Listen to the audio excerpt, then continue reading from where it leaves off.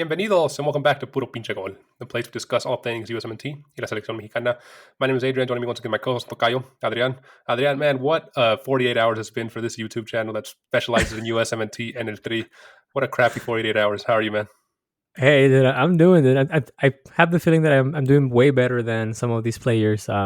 Maybe not economically speaking, but definitely I can go to bed knowing that no one's gonna freaking give me crap over the internet or social media or whatever. At least not yet, right? But yeah, man, for being the giants of CONCACAF, the biggest teams in CONCACAF, today and yesterday, they were just a big shame. They were giant clowns of CONCACAF. Yeah. But man, we're here to discuss USMNT's 2-1 loss to Panama in Group C, the second match, which pretty much kills all hopes of the United States advancing out of the group. They need to, no matter what, to beat Uruguay. That will get them 6 points, level with Uruguay if they, if they beat Uruguay with 6 points. And, if Panama beat Bolivia, which is looking likely, they'll also be at 6 points. So they're going to have to need something that a win and for a goal differential go in their favor. So it's out of their hand pretty much. I mean, get a win and you still have to rely on goal differential. But yeah, I mean, USMNT 2-1 loss. A lot to talk about, a lot to digest, but let's start with the starting 11, man. Real quick, if you want to go through the starting 11 for us. Yeah, again, no big surprises. Matt Turner as the goalie, the back four, Joseph Scally, Chris Richards, Tim Ream, and our boy Anthony Jetta Robinson. 3 midfielders with Weston Mckennie, Tyler Adams, which we'll get in detail in a minute, Gioreyna, top front, Timothy Weah, Follery Balogun, and Christian Pulisic. I'll start off with the one and only positive I saw from this match. I think it was Balogun's probably best match in a USMNT jersey. Mm-hmm. Great goal. He was playing very, very active. He didn't have a lot of chances because, that red card early on, but he looked dangerous. And, Balogun, I think, was the only bright spot for an otherwise very down, very poor USMNT. Yeah. But let's talk about the big elephant in the room, the red card. You put on the agenda here that timweah needs to stop focusing on his music and start focusing on soccer. For real, though. What was that, man? Listen, I think he is almost always never the focus of the attention, right? He's never a player that will grab the headlights or will do something stupid to put the team in distress or to just jeopardize the entire team chances of moving forward or whatever the case may be, right? But he just completely lost it. And it was such a big, intangible event that everything just crumbled down after that. I know that the USMNT found a goal after getting, going down a player, but this stupid reaction from Timweah pretty much just opened up the gates for everything else bad that happened with the USMNT.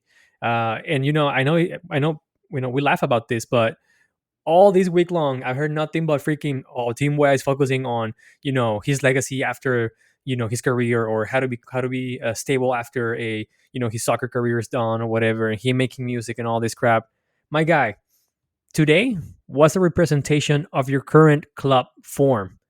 How poor performances you have had throughout this entire year, and how uneventful you've been for the USMNT ever since 2022. Am I wrong? Yeah, Timweah. I mean, you're right that Timweah has. He's normally one of the guys flies under the radar, like you said. It's shocking to see what happened. He's like a Musa. You wouldn't expect it from him. Normally level-headed, calm player, right? I agree with you that it was kind of a representation of his club form, but I kind of disagree with you a little bit on that. He hasn't done anything for the USMNT since 2022. I think he's an integral part of the USMNT. He adds a lot, going forward on that right flank, which they desperately missed today, for 75 minutes of the game. Playing 75 minutes man down, I mean, no question about it. He screwed the team over. But I think maybe some of our listeners aren't going to like this, but I think it ultimately all falls on the coach, on Gregg Berhalter. You've been the coach for 6 years of this team. 6 years. I guess 5, you take away that 1 year when they were looking, quote unquote, for a coach, with that whole Gioreyna, situation happened. But 5.5 years as coach, and this team has just simply stagnated. You're no better than you were 5.5 years ago. You're just losing to Panama. You still haven't got a statement win against the big conmebol, a big UEFA team. You got knocked out in the round of 16 in the World Cup. You're about to get knocked out in the group stage of Copaamerica, which you're hosting, and you host the World Cup again in the same venues in 2 years. this team is no longer a young team where you're, have the luxury of say, oh, we're growing, we're going to, work together, we're working to this goal. This team is now in their prime, 24, 25, 26-year-old, average player.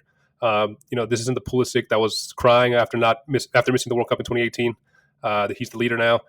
You feel with Weston Mckennie, all these guys that are playing in big clubs in Europe, and it just falls to the coach. You hear all this talk about the favorite word that Gregg Berhalter likes to use. That we're building a culture. We're building this culture, that this style.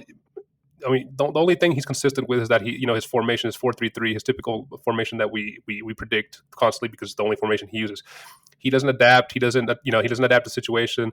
You're down a 10-man. Yeah, that's difficult for any coach, but it's Panama, and nothing against Panama.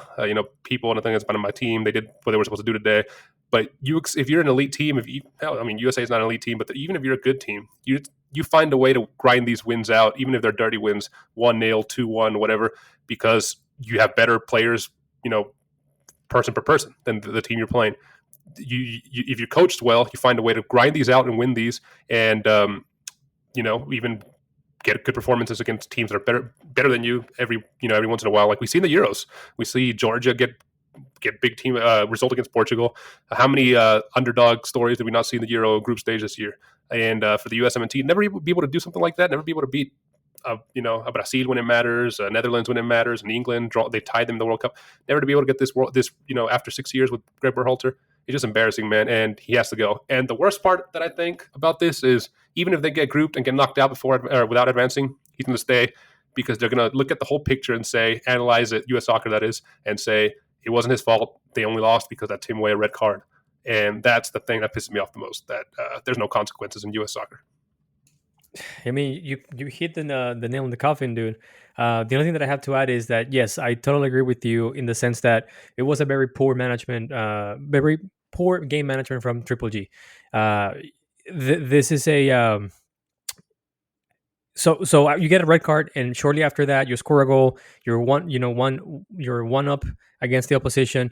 You're in a situation that you didn't expect, right? You're facing two very unexpected scenarios, and your only reaction is to do nothing. Your only reaction is to keep it steady as it goes instead of making changes to adapt to the situation, right? And you find in a position where you are unable to block Panama's offensive drives in any way whatsoever. What are we talking about?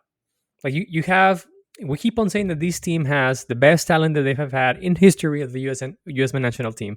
We keep on saying that, hey, historically speaking, the USMNT has never had a starting 11 team with nothing but top 5 European, players, or top 5 European League players, and you consistently find a way to make them mediocre, to make it mid. How? This really baffles me. The fact that you have all this pool of players and you're able to make them, or at least motivate them to reach the next step in their career, which is become the greatest team that the USMNT has ever seen, is just unbelievable. And that's not even asking too much to become the greatest team the USMNT has ever seen. USMNT hasn't been, a good in soccer since 30 years ago, maybe, right? Or hasn't taken it seriously. So to be the greatest team is not a big task. But Jurgen Klinsmann got them to the semifinal of Copaamerica 2016. It looks like these guys aren't even going to get out the group with a way better team. I'm not even saying that Jurgen Klinsmann is a good coach, because he's really not. But the fact is that Triple G is holding this team back. They have stagnated horribly. We see them struggle against teams in CONCACAF when they should be. No matter, there's always, oh man, we're having to play away at Trinidad and Tobago. We're having to play away in, San Jose or in, Panama or whatever. And they're difficult matches. Those should not be difficult matches against that type of opposition. Yeah, the CONCACAF region has grown. They've gotten better, but come on. You should be able, if you're doing World Cup qualifiers, you should be able to go to Honduras and get a win. You should be able to go to Panama and get a win with this squad, right? And that just, it's a team that qualified to the 2022 World Cup as third behind Canada and Mexico, even though and they were praised for that. There's just no consequences to U.S. soccer, and going forward, sure, Triple G's gonna keep the job no matter the result here, which is the sad part. You sound so disappointed, dude. I mean, Like you yesterday with the Mexico result, no? I mean, you get tired of seeing these teams that you support stagnate and not do anything, and just like with Mexico, how been looking for the quinto partido for the longest time and it hasn't happened for 20, 30, 40 years, whatever. This team hasn't done anything impressive, this Gregg Berhalter team, in the last 6 years. So it is what it is. And I mean, again, wouldn't you be disappointed seeing a team in a group with Bolivia, Uruguay, and Panama not get out the group? Of course I would, man. Yeah. No, I mean, there's no questions about this. And to add more salt to the wound, or as they say in Mexico, más sal a la herida. This whole Tyler Adams thing, man. I still don't get it. I understand that Tyler is he's a crystal player, right? He's a Tyler El Papelito Adams, as we so normally call him, right? And I understand the Triple G ones and the USSF as well wants to keep like a very friendly and open relationship with the European teams and making sure that, hey, I'm gonna administer your players' time so they don't get fatigued and they don't have like a bad start of the season or whatever. But this hinders the USMNT ability to adapt in a lot of ways. The fact that Triple G keeps on putting the club's interest ahead of the USMNT interest is just not a good sign for anyone. Either Tyler Adams plays the full 90 minutes or he doesn't play, or he comes in as a closing player. What I mean with this is you use him on the last 25 minutes to close a match, to park the bus and defend the hell out of it. Otherwise, you find yourself in a position like Triple G was today, where you're down one and you're now level 10 to 10. You have to go all attack, but you have no subs left because you have to waste one sub on Tyler Adams because he cannot play more than 45 minutes. Yeah, good point. And when you get a situation like this where you have to take out you have an injury to your goalkeeper, that another sub that you're not counting on, that sub that you have to waste on Tyler Adams is vital.